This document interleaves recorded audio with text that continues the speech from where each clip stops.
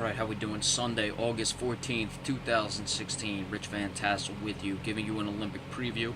It's a little after, it's just about 2 right now, going to be around 2:30 the time this video goes up. I apologize, I forgot that I didn't publish that video last night, so check it out, involving both the medley relays, the swimming, where the gold medals were won by both the U.S.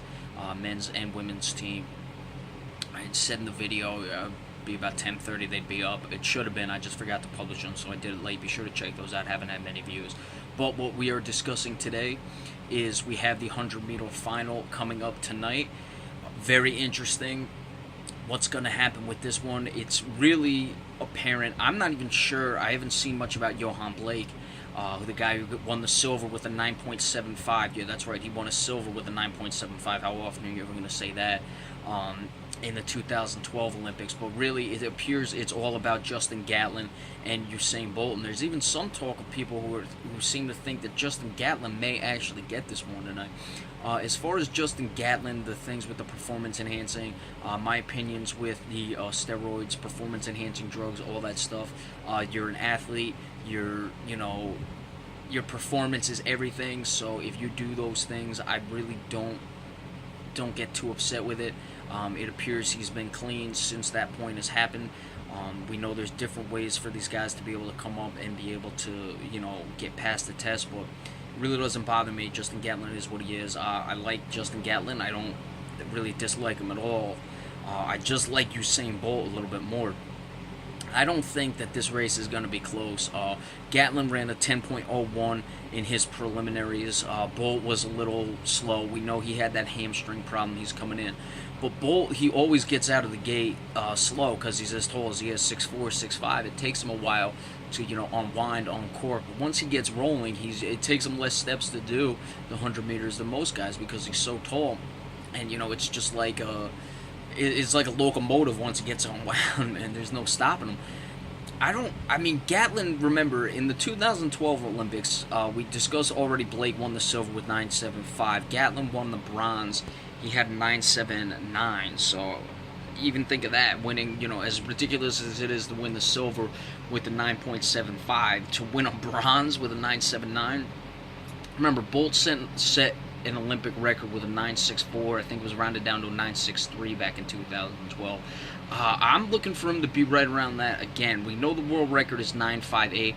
The 9.63 is a world record time, and what I mean by that is it's really coming down to conditions at that point.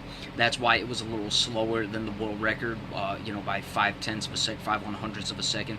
So it's right there. That's what I mean by world record time. Maybe a warmer night, he may have gotten it back in 2012. It's hot down in Rio.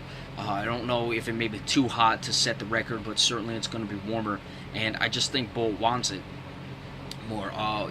We'll get into what happens, what his legacy will be. We know he swept the 100 meters, 200 meters, and 4x100 relay the past 2 Olympics. No one's ever done anything close to that. So Usain Bolt could have walked away after 2012, and that would have been the end of it. Whether or not he's the greatest, again, I'll discuss that afterwards, because we got to see what Usain Bolt does, especially after Michael Phelps just did what he does. Certainly, I would say Usain Bolt is the greatest sprinter of all time. There have been others. Michael Johnson was very good. Of course, you want to go all the way back to Jesse Owens, but there's really no doubt with Carl Lewis also as well.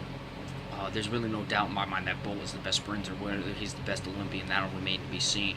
But I think he's going to come out, and I don't think he's going to be touched. I don't know. Like I said, I haven't seen much about Johan Blake. I don't even know if he's going to be in this race, to be frank with you.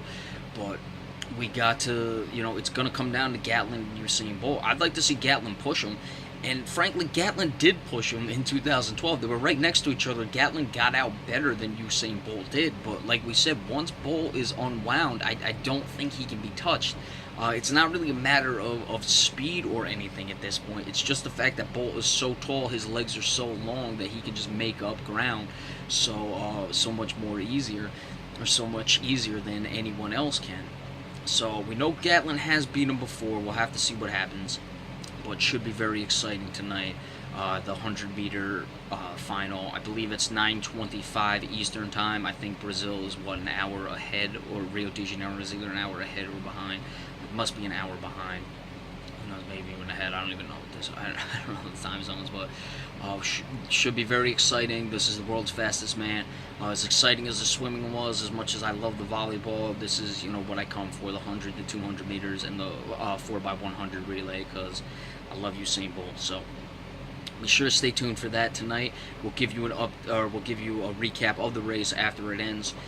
But as of right now, we're looking at a two-man show between Justin Gatlin of the USA and Usain Bolt of Jamaica in the men's 100-meter final. We'll see you tonight. Thanks so much. Have a good night.